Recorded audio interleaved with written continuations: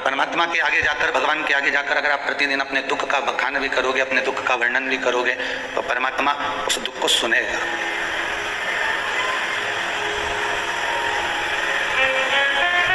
रुद्राक्ष ये अपने मानव की जो देह है, मानव का जो शरीर है, मनुष्य की जो देह है, उस मानव के शरीर में जितना मनुष्य को दुख होता है, उस दुख की बात को रुद्राक्ष सुनता है। क्योंकि रुद्राक्ष केवल रुद्राक्ष नहीं है, रुद्राक्ष शिव है, रुद्राक्ष शंकर है, रुद्राक्ष ओघड़ी है, शंभू है। इस कथा को एक बार कहीं कहा था और किसी ने कहा, क्या रुद्राक्ष सुनता है? क्या इसके कर्ण, इसके क्या कान होते हैं? शिव महापुराण की कथा तो यहां तक कहती है कि आप मुख से बोलो चाहे ना बोलो, अपने हृदय की बात अगर हृदय में रखकर भी अगर आप किसी से कह रहे हो, मन में ही रखकर बोल रहे हो कि भगवान, बस मन में किसी से नहीं कहा आपने, पर मन से ही आप निवेदन कर रहे हो ना, मन से ही कुछ कह रहे हो ना, तो भी वो बात वहां तक पहुंच ही जाती।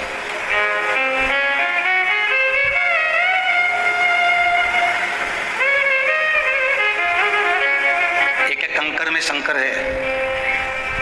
संसार के लोग मंदिर में भगवान को ढूंढने जाएं, या तीर्थ में भगवान को ढूंढने के लिए जाएं, या कहीं सदगुरु के दरवाजे पर भगवान को ढूंढने के लिए जाएं, पर शिव महापुराण की कथा तो कहती है कि एक एक कंकर में शंकर है। तो तुम्हारी जो 3.5 करोड़ रोम छिद्र है, 3.5 करोड़ जब रोम छिद्र हैं, इन रोम छिद्र में, प्रत्येक रोम छिद्र में, प्रत्येक श्वास में, प्रत्येक धड़कन में, प्रत्येक जीव में परमात्मा ही तो बसा हुआ है।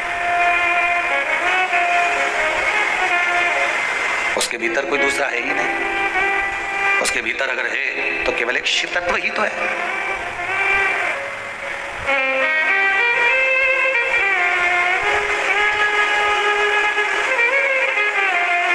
शिव पुराण में एक बहुत सुंदर बात लिखी है। भगवान के सामने जोरदार थाली सजाकर भोग रखकर रिटर्न नहीं आ रहा है, भोग रखकर, जोरदार थाली सजाकर भोग रखकर हम भगवान के सामने लेकर गए और हम भगवान से कह रहे हैं कि आप प्रसन्न हो जाइए, आप इस भोजन को पा लीजिए। और हम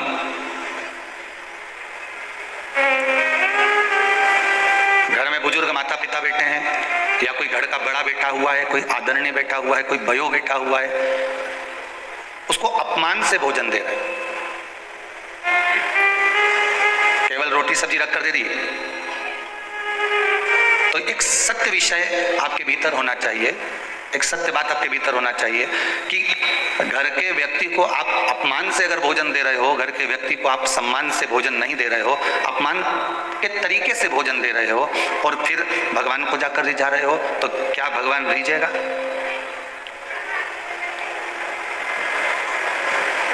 क्या भगवान रिझेगा? नहीं।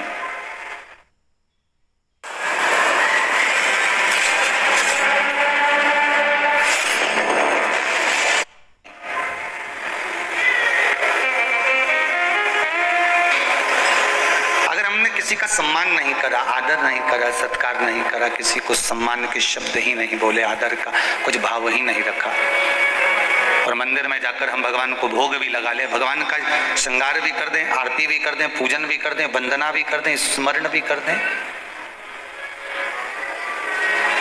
तो भगवान उसको स्वीकार नहीं करता। शिव तत्व की प्रधानता है। भगवान शंकर को पाने का सबसे सुंदर अगर कोई तरीका है ना, तो बार बार कही है ये बात और आज फिर कह रहे हैं, मंदिर में अगरबत्ती लगाओ ना लगाओ, वो पर दिया लगाओ ना लगाओ, भोग लगाओ ना लगाओ,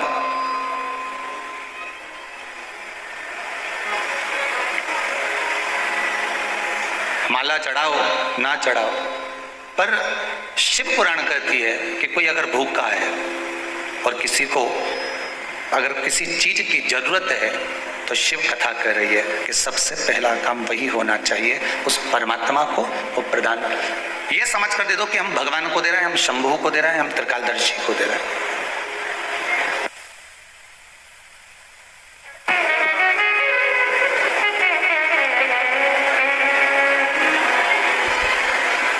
किसी का सम्मान कर रहे हैं, हम किसी का आदर कर रहे हैं, हम किसी का सत्कार कर रहे हैं, तो हम ये जानकर करें कि हम भगवान का ही आदर कर रहे हैं, हम भगवान का ही सम्मान कर रहे हैं, हम भगवान का ही सत्कार कर रहे हैं।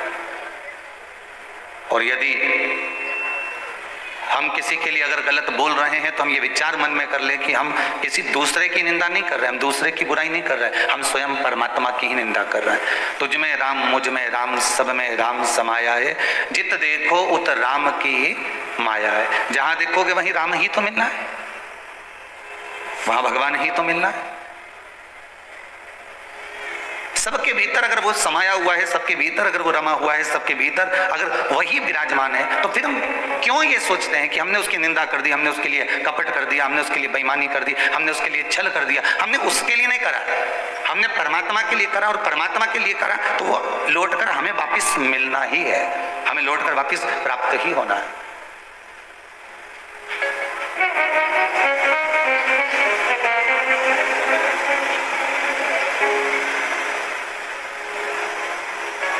जैसा बीज बोओगे वैसा फल पाओगे। बमूल का लगाया है तो उसमें आम नहीं लगने वाला, और आम का लगाया है तो उसमें बबूल नहीं लगेगा। खूब दुनिया के लोगों के लिए आपने अपशब्द बोला, खूब दुनिया के लोगों के लिए आपने ताने दिए, खूब दुनिया के लोगों के लिए आपने आड़ा टेढ़ा कहा, तो आप ये विचार करो कि आपके लिए कोई आड़ा टेढ़ा ना कहेगा, आपके लिए कोई अपशब्द ना कहेगा। तो ये बहुत बहुत विचित्र बात है।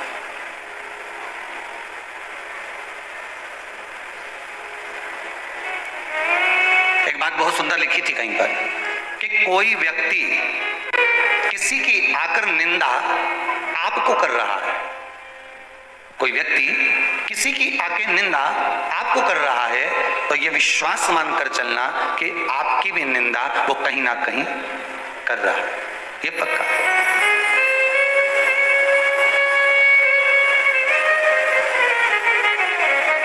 इसलिए शिव कथा बार बार कहती है, शंकर भगवान की कथा बारंबार कहती है कि शिव कथा का मूल लक्ष्य एक ही है कि हम अपने आप को संवारें। हमें संसार संवारने के लिए कहीं जाने की जरूरत नहीं है। जब हम भीतर से स्वयं संवर जाएंगे तो कहते ना, हम बदलेंगे, जम के बोलो जरा, युग बदलेगा।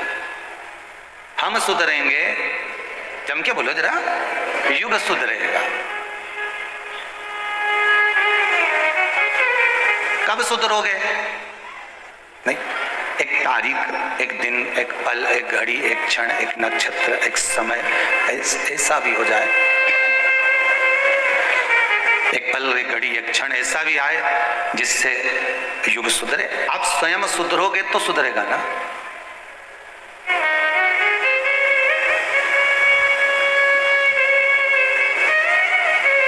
आज सुबह कोई माता जी कह रही थी, गुरुदेव कोई ऐसा रुद्राक्ष है क्या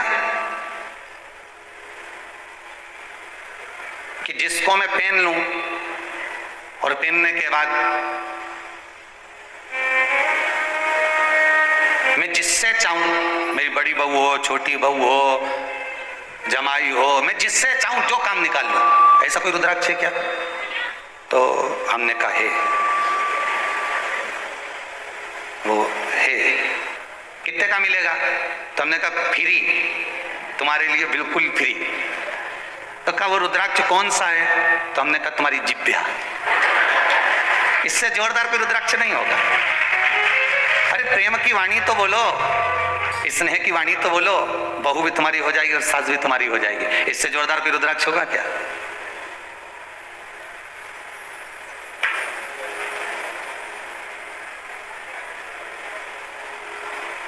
एक कोई बहन ने पत्र लिखा है, वो यहाँ नहीं आया, वहीं कक्ष में रह गया, तो उसमें लिखा था उन्होंने कि गुरुदेव, मेरी सास मेरे पति पे आए दिन कहीं डोरा डोरी करवाती रहती है, टोना टन्ना कराती रहती है, कुछ ना कुछ बेल भभूति लाती रहती है। मैं तो दुखी हो गई, हम दोनों को तोड़ दिया, हम दोनों में विवाद करवा दिया। तो हमने उस पत्र को पढ़ा, पत्र को पढ़ने के बाद उसने कहा था जवाब दे देना आप व्यासपीठ से, तो दे रहा हूं, आप जहां भी बैठी हो सुन लेना कि 2-4 डोरे इसमें के कहीं मिलते हो तो हमको भी ला देना।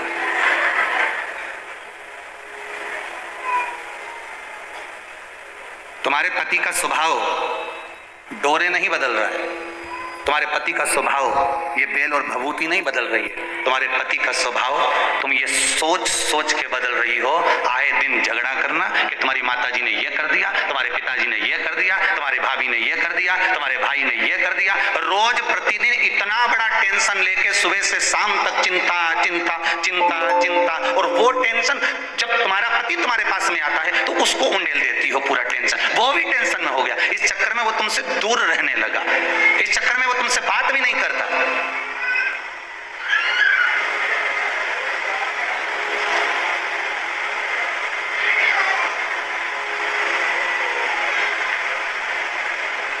अरे ये कथा बहुत सुंदर है।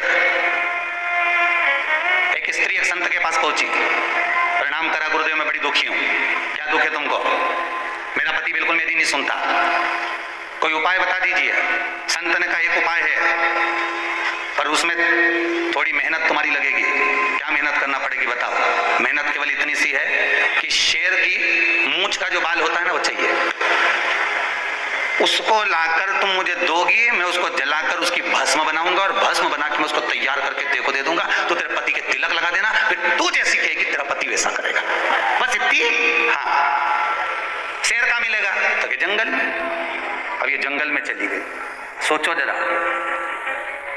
और जंगल में जाकर शेर को ढूंढ रही थी। अब एक जगह पे शेर मिल भी गया इसको। अब इसके मन में आया, मैं गई शेर के पास और निपटा गया मुझे ही। तो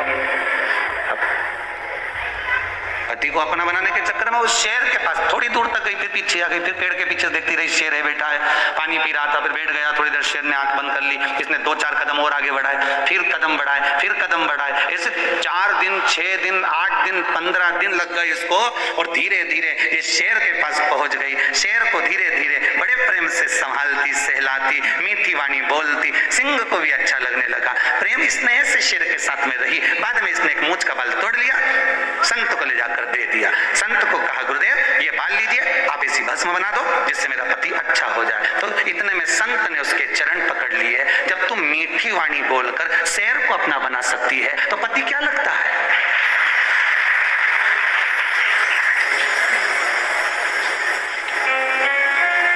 माता द्रौपदी और माता रुक्मणी, सत्यभामा, जामंती, कालिंदी, इनका विवाद किस बात पे था?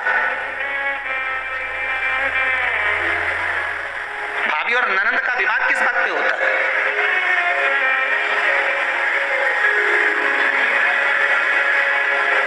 द्रौपदी, सत्यभामा, रुक्मणी, जामवंती, कालिंदी का विवाद था ही किस बात पे? केवल एक ही बात थी। एक दिन सत्यभामा जी ने पूछ लिया था द्रौपदी से, जी एक बात तो बताओ, तुम्हारे 5 पति तुम्हारे कहने पर चल रहे हैं, ऐसी कौन सी विद्या कर दी तुमने तुम्हारे पतियों पे? और हमारा एक पति 16,108 रानियां, और हमारा एक पति, और वो भी हमारे कहने पर नहीं चल रहा, उसका कारण क्या है? तो द्रौपदी ने कहा मैंने कोई विद्या नहीं करी है। द्रौपदी कहती है मैंने कोई विद्या नहीं करी है, बस एक काम करा है, जो तुमने नहीं करा वो हमने करा।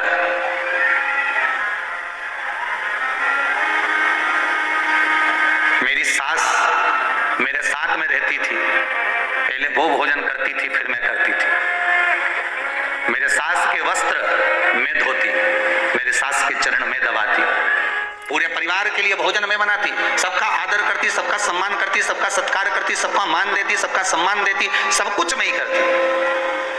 और मेरे पतियों ने देख लिया कि जब ये हमारी माता का आदर कर रही है तो हमको इसका आदर करना चाहिए, इसलिए मेरे पति 5 की 5 मेरा आदर करते हैं। और एक आपने क्या करा है? एक बार देवकी और वसुदेव आपकी द्वारका में आ गए, देवकी और वसुदेव आपकी द्वारका में आ गए, और देवकी और वसुदेव जब द्वारका में आए, और भगवान कृष्ण ने, देवकी और वसुदेव जब द्वारका में आए और भगवान कृष्ण स्वयं कह रहे हैं कि आज मेरे पिता आ रहे हैं, आज मेरी माता आ रही है, क्या चाहिए था आपको? कि कोई भी एक बहू अपना कमरा, अपना कक्ष खाली कर दे देती और कह देती कि यह कक्ष खाली कर दिया है, माता पिता इसमें विश्राम करेंगे, माता पिता इसमें सोएंगे, आराम करेंगे, माता पिता को आदर मिलता, सम्मान मिलता। पर हुआ क्या, 16,108 रानियां अपने अपने कक्ष में जाकर विश्राम कर ली और देवकी और वसुदेव हॉल के अंदर जाकर विश्राम करें।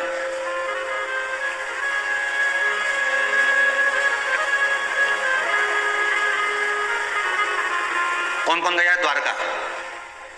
जो कभी द्वारकाधीश के दर्शन करने गुजरात में गए हो, द्वारका, जितने लोग टीवी पर कथा सुन रहे हैं, आप में से कई लोग द्वारका गए होंगे। अगर द्वारका में गए होगे तो द्वारकाधीश के मंदिर में अगर आप दर्शन करने गए होगे तो द्वारकाधीश के मंदिर के सामने माता देवकी का मंदिर है, वसुदेव जी का मंदिर है। बोलो करे कि नहीं करे दर्शन? करे हैं ना? माता देवकी, वसुदेव जी का मंदिर। अब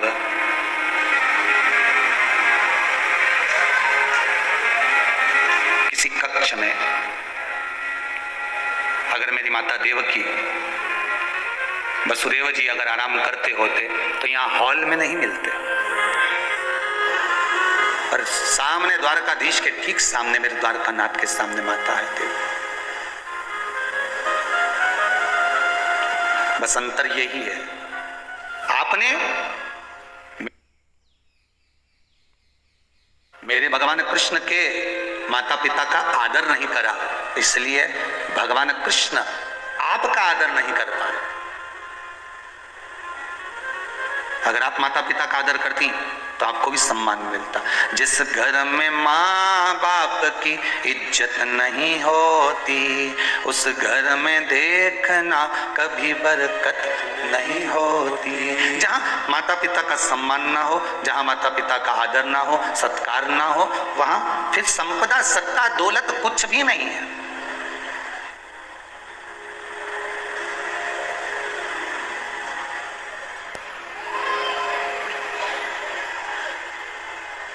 उसकी महत्वता ही नहीं। कोई ऐसा रुद्राक्ष हो महाराज जिससे मेरी बहू मेरी हो जाए, कोई बेल भभूति या ये सब चीज से घर परिवार कभी नहीं टूटता।